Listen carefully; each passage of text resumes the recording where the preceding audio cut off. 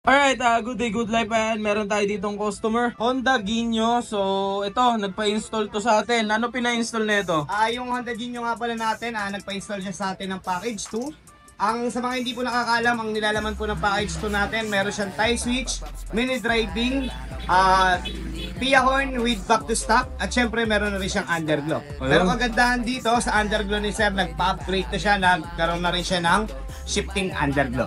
Ang liit na ito, no? Pero naka ano to, overload na. Overload package to. Okay, so ngayon, i-check natin dito yung mga in-install, no? So, first of all, unahin natin sa MDL.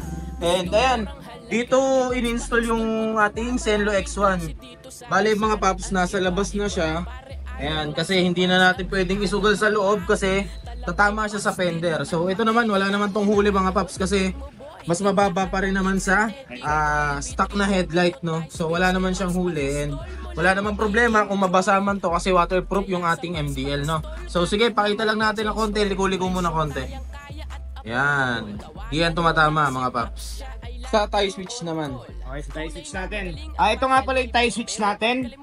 Sa mga nagtatanong, ganun pa rin yung function na ito, halos same na same pa rin. Ganun pa rin, ito pa rin yung pinaka-starter. Ito, selector pa rin ito ng mini driving.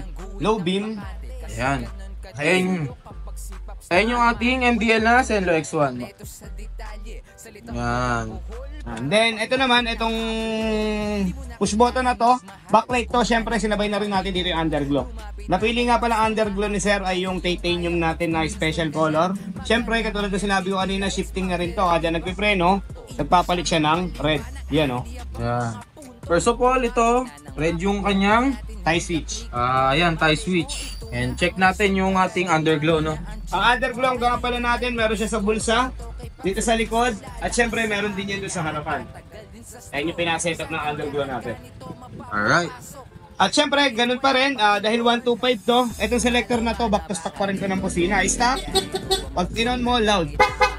Syempre, paano lumalabas yung rapid natin, ididiin nyo lang po itong push button na to. So bali Pops, yung rapid na yun, libre na lang din siya kapag package, no? Free rapid.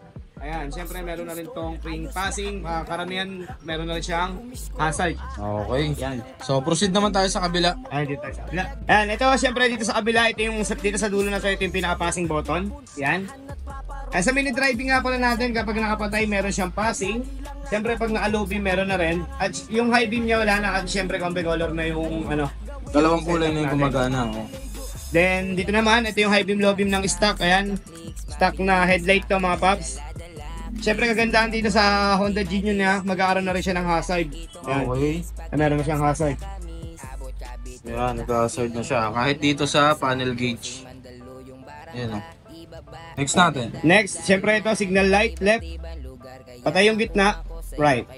At siyempre, itong selector na to, siyempre, sino yan? Kung magpapalit ka, yun nga lang yung push button dito sa kabila. Ayan.